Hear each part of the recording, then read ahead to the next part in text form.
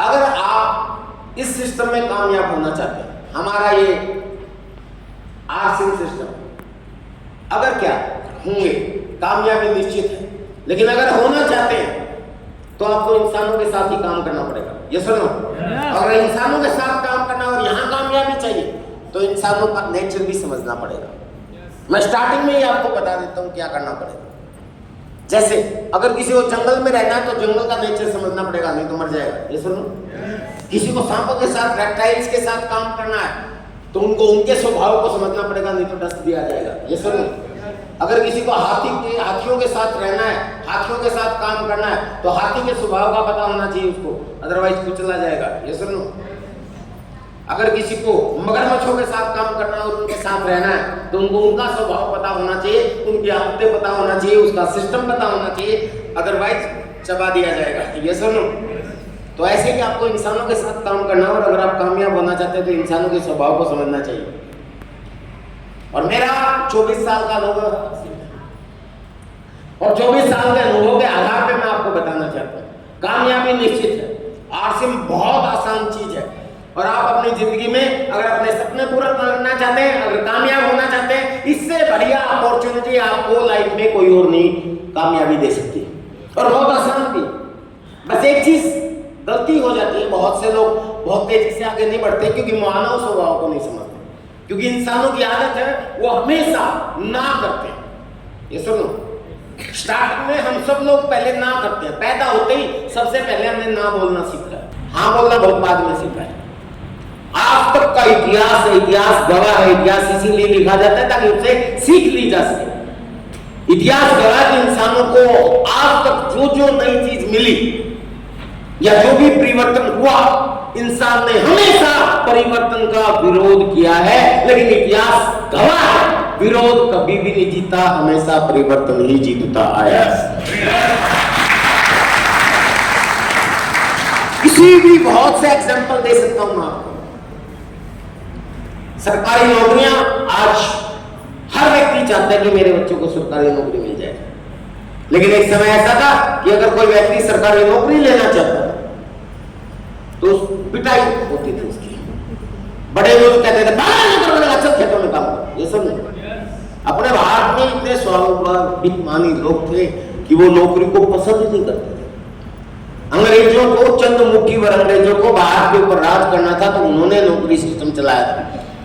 वो नौकर बनाना चाहते थे ताकि वो यहाँ राज कर सके। उन्होंने नौकरियां शुरू की थी लेकिन कोई नौकर नहीं बनना चाहते। फिर उन्होंने एक ऐसा एजुकेशन सिस्टम भारत के ऊपर लागू किया, लॉर्ड मैकाले को बुलाया। ये तो इतिहास है, मैं अपनी ओर से आपको मोटिवेट नहीं कर रहा हूँ। I am not going to motivate you, I am just going to educate you. आपको पता है ये सारी चीजें, इतिहास आपने भी पढ़ा है, यूट्यूब के तहखानों में जाओगे वहां से पता चल जाएगा। लॉर्ड मैकाले को बुलाया गया और उसको कहा गया कि ऐसा व्यवस्था बनाओ एजुकेशन की कि सारे लोग पढ़ लिखने के बाद नौकर बनने के लिए तैयार हो गए। और वही एजुकेशन सिस्टम हमारे हिंदुस्तान पे लागू है। सुनो, जानते हैं आप सभी लोग। और आज उस एजुकेशन सिस्टम की वजह से ये है कि चाहे आप कितने ही संपन्न परिवार से क्यों, हमारा बच्चा कितना ही पढ़ा लिखा क्यों ना हो, वो भी सरकारी नौकरी चाहता है। ये सुनो, इवन देन चपरासी की नौकरी की वैकेंसी भी निकलती है, +2 मांगा जाता है तो MBA PhD और डॉक्टरेट किए हुए बच्चे अप्लाई करते हैं। ये सुनो, ये क्या है, चेंज है। बस मैं कोई विरोध नहीं करना चाहता, ना मैं कोई अपनी राय रखना चाहता, हालांकि मेरी राय रखूंगा तो आपको बुरा लगेगा, क्योंकि आपके बीच में बहुत से सरकारी कर्मचारी या नौकरी करने वाले लोग होंगे। क्योंकि आरसिम में आने के बाद और 24 साल का अनुभव होने के बाद मुझे तो नौकरी करने वाले ऐसे लगते हैं, खासकर सरकारी नौकरी करने वाले, जैसे उसने पिछले जन्म में कोई बुरे कर्म किए। सॉरी टू से पर्सनल ओपिनियन, हेलो, मतलब मैं माफी मांग रहा हूँ काम करके, बुरा मत मानना, मेरा पर्सनल ओपिनियन है। और मेरे परिवार में भी, खैर मेरे पापा जी भी सरकारी कर्मचारी रहे हैं, बाद में वो पक्के हो गए थे। मेरे सिस्टर भी पुलिस ऑफिसर हैं दिल्ली में, और मेरे जीजा जी भी गस्टेड ऑफिसर हैं। और मेरे जीजा जी के साथ मेरी ऐसी रहती है, हेलो, यो मेरे बच्चों को नौकर बनाना सिखाते हैं हमेशा। वो जब भी आते हैं वो प्लान दिखाते हैं कि बेटा पढ़ो, IAS ऑफिसर बन जाओ, ऑफिसर बन गए तो ये होगा, वो होगा, वो होगा, पूरी प्लान दिखाते हैं। और जैसे वो चले जाते हैं मैं उनको दिखाता हूँ कि बेटा एंजॉय करो, पर्सनल डेवलपमेंट करो और सीखो, आपको आरसीबी करना, फालतू चीज मत छोड़ो। तो उनके साथ मेरा ऐसे रहता है। क्यों रहता है? क्योंकि वो जब भी आते हैं मेरे घर पे, एक सरकारी पंचायत के बाद सैटरडे संडे होता है, ये क्यों नहीं सर, सॉरी आपके बीच में है बहुत से लोग, और आज भी संडे इसीलिए बहुत से लोग आते हैं। तो वो मेरे घर पे सैटरडे संडे को आता है, और सैटरडे संडे को मैं बाहर रहता हूँ, तो एक साल पहले की मेरी बुकिंग हो जाती है। तो एक बार आए सैटरडे को मेरे घर पे, और बाई चांस मैं था, और मेरे को देख के बोले अरे यार विजय कमाल है, क्योंकि वो आरसीबी से, क्योंकि वो ऑफिसर है, गस्टेड ऑफिसर है, तहसीलदार की रैंक की पोस्ट है उसकी, तो वो ये सोचता है कि हाँ तुम तो धक्के खा रहे हो फालतू, उसको क्या पता हम कितने आनंद ले रहे हैं। कि भी हम सैटरडे संडे को भी घर ही नहीं रहते, क्या लाइफ है तुम्हारी, उनको ये नहीं पता सैटरडे संडे के अलावा सारे ही हमारे सैटरडे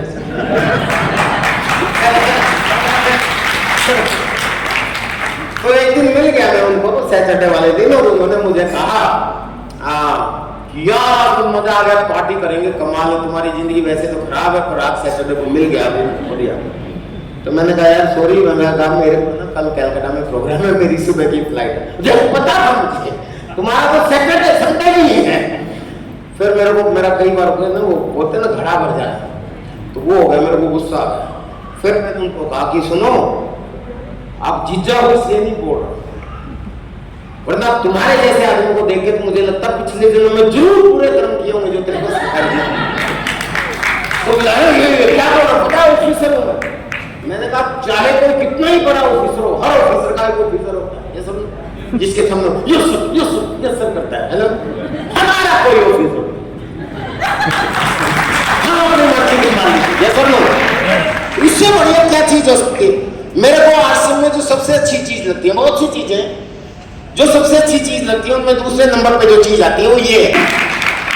तो सर मैंने उनको बोला ये जो हमारी कन्वर्सेशन में आपको बता रहा हूँ, आप सोच रहे हो अपनी पर्सनल चीजें क्यों बता रहा हूँ, ये बताने के पीछे भी आपको आरसीबी की ताकत समझ में आएगी। यस क्योंकि जो अच्छी अच्छी चीजें मुझे ज्यादा अट्रैक्ट करती है, बहुत सी चीजें मिलती हैं आरसीबी से जो ज्यादा अट्रैक्ट करती है, उनमें एक चीज ये भी है, टाइम फ्रीडम, बहुत अच्छा लगता है।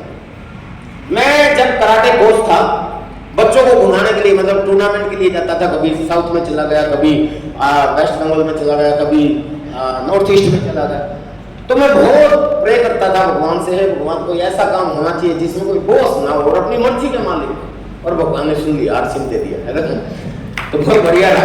अदरवाइज करना ऐसा लगता था कि आज सबसे बड़ी चीज मुझे लगती है कि आज मेरा समय किसी बॉस के हुक्म का गुलाम नहीं, मैं अपनी मर्जी का मालिक हूं।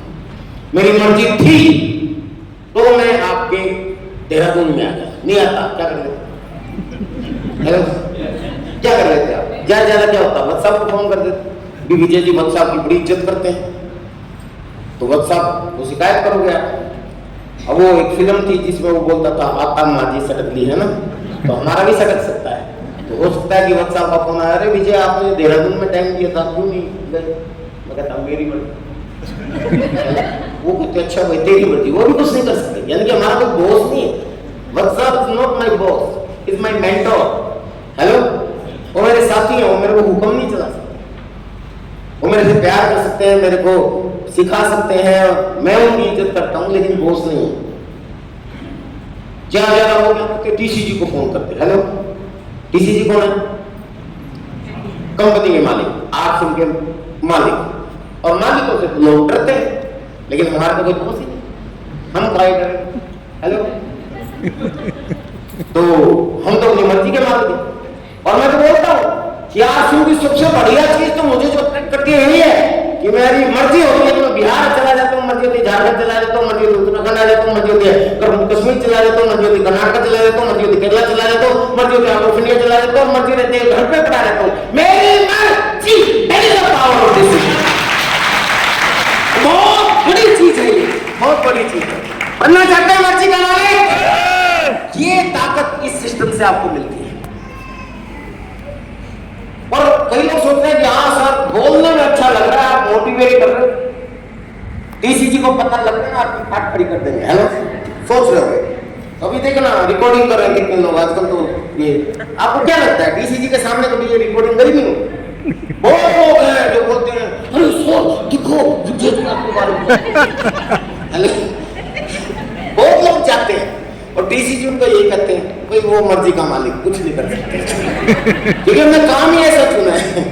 एक दिन तो 17वीं एनिवर्सरी की बात है, शायद 17 एनिवर्सरी थी पटना में, डीसीजी सामने बैठे और मैंने यही डायलॉग बोल दिया कि सबसे बड़ी चीज है कि आप यहाँ आजाद हो, कोई आपका मालिक नहीं है। वो मालिक सामने बैठे और मतलब मेरे इस सिस्टम की वजह से आज मैं मर्जी का मालिक, मेरी मर्जी होती ये और मेरी मर्जी, और ऐसे करके डीसीजी की तरफ देखा, हाँ बेटा तेरी मर्जी, वो भी चुपचाप है। इससे बढ़िया काम हो सकता क्या बताइए? हेलो, इतना मजा आता ना सर। मैं देखिए, हालांकि मेरी 2-2 साल पहले, 1-1 साल पहले के नीचे बैठना पड़ेगा मुझे यार, बुकिंग हो जाती है, जैसे अगले साल का देहरादून का प्रोग्राम ऑलरेडी फाइनल कर दिया मैंने, लेकिन फिर भी मैं मर्जी का मालिक हूँ। वहां से क्लियरिटी पर क्योंकि एटीट्यूड ऑफ ग्रेटिट्यूड हमारे आदरणीय सुरेंद्र जी मस्त ने हमें सिखाया, तो आरसीएम के प्रति एक एटीट्यूड है हमारा, किसकी वजह से हमारी जिंदगी बदली है। ये सब तो आरसीएम को लेके अगर मैंने कमिटमेंट कर दिया तो फिर मुझे पता है कि हाँ फील्ड में जब लोगों के बीच में जाते हैं तो लोगों की आदत है ना करने की, कितनी मुश्किल से लोग मीटिंग में लोगों को लेके आते हैं, कितनी मुश्किल से तैयारी करते हैं, और मैं ना जाऊं तो अच्छा नहीं लगेगा। तो उस एटीट्यूड की वजह से मैं आ जाता हूँ। मेरी मैक्सिमम, मुझे लगता नहीं कि कोई मैंने डेट कभी कैंसिल की, वैसे कोई वर्स कंडीशन हुई हो तो वाली, हेलो मेरे प्रोग्राम कैंसिल नहीं होते। हाँ मालिक अगर ना होता है तो कैंसिल कर देते। एक बार डीसीजी ने मेरे से डेट मांगी, अब सुधीर जी मांगेंगे तो आप मैं कैंसिल थोड़ी ना करूँगा, आप मांगोगे तो कैंसिल थोड़ी ना करूँगा, मुझे पता है आपका काम कर। अब डीसीजी क्या काम, जो नए आदमी के साथ तो वर्किंग नहीं करेंगे ना, मुझे पता कि कितना दर्द होता है, कितनी मेहनत लगती है। डीसी छाबड़ा जी ने एक बार मेरी डेट ली इनॉग्रेशन फंक्शन के दौरान कि विजय जी आप कराटे के कोच हो और आपने 7वीं एनिवर्सरी पे कराटे का एक डेमोन्स्ट्रेशन किया था, और डीसी जी ने बहुत प्रभावित हुए थे मुझसे, भी उन्होंने जिंदगी में कभी देखा ही नहीं था ऐसा काम। 7वीं एनिवर्सरी, अब तो हम 25वीं मना रहे हैं, 7वीं एनिवर्सरी पे मैंने वो टायल पत्थर और नारियल और पता नहीं क्या क्या तोड़ फोड़ दिया था स्टेज के ऊपर, मतलब बहुत डेमोन्स्ट्रेशन किया था मैंने, उसका वीडियो भी अवेलेबल है, शायद यूट्यूब पे मिल जाएगा आपको।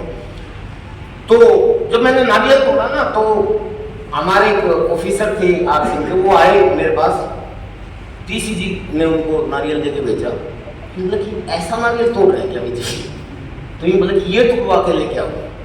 तो मैं डीसीजी के पास पहुंच गया और मैंने कहा सर ये तो आप भी तोड़ सकते हो, मैं सिखाता हूँ। तो मतलब मैं तो थोड़े से भी नहीं तोड़ सकता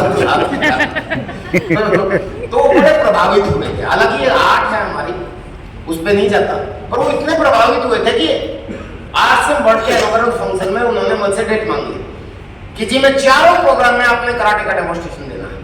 मैंने कहा ओके सर डन। मैंने डेट फाइनल कर दी कि मैं रहूंगा, भाई कंपनी का मालिक मांग रहा था, हम क्यों नहीं मना करा, क्यों मना करा, नहीं करा। पहला इनॉग्रेशन फंक्शन हुआ, मैंने उसमें तोड़ा फोड़ी की, मतलब पत्थर वगैरह तोड़े, हेलो नारियल वगैरह तोड़े, कुछ भी। उसके बाद उसी दौरान मेरे कुछ कराटे के पुराने मित्र, जो कोई कनाडा रहता है, कोई अमेरिका चला गया, कोई आरसी में टेक्निकल अचीवर है, कोई रॉयल्टी अचीवर है, कुछ टीम वाले, वो कहने लगे कि विजय भाई सर और भाई आप एक इंटरनेशनल टूर आ रहा है रशिया का, आर्मेनिया का, और हम चाह रहे हैं कि आप चलोगे तो मजा आता है, तो फरवरी में प्लान बन रहा है। मैंने कहा यार फरवरी में तो डीसीजी ने डेट दे रखी है, कैंसिल करेंगे तो सही नहीं लगेगा। तो यूँ बोला कि यार सारे जा रहे हैं और ये पहला मौका है कि सभी लोग वहाँ पे जा रहे हैं, इंटरनेशनल इवेंट है कराटे का और आपका इन्विटेशन है और आप कभी भी नहीं जाते। तो हमारे जो ग्रैंड मास्टर हैं उन्होंने भी कहा कि विजय सर को लेके आना। तो मेरे मन में लड्डू फूटा कि सारे दोस्त जा रहे हैं और विदेश जा रहे हैं, मैंने घूमने का वैसी शौकीन हूँ। तो ये आरसीएम की ताकत बता रहा हूँ। तो मैंने क्या किया कि डेट देखी, तो पहला फंक्शन था उसमें नारियल वगैरह तोड़े और उसके बाद शाम की ट्रेन पकड़ के दिल्ली, जैसे आज यहाँ आया हूँ, और दिल्ली से फ्लाइट पकड़ के दुबई मस्कट चला गया, वहाँ से फ्लाइट पकड़ के मैं उस समय शायद पता नहीं दुबई में था या मस्कट में था। 2 दिन बाद डीसीजी का फोन आया विजय जी, इस बार कितने पत्थर लेके आने हैं और क्या है, तुम कहाँ पे हो, किस टाइम आओगे? मैंने कहा सर सॉरी, मैं तो आउट ऑफ इंडिया।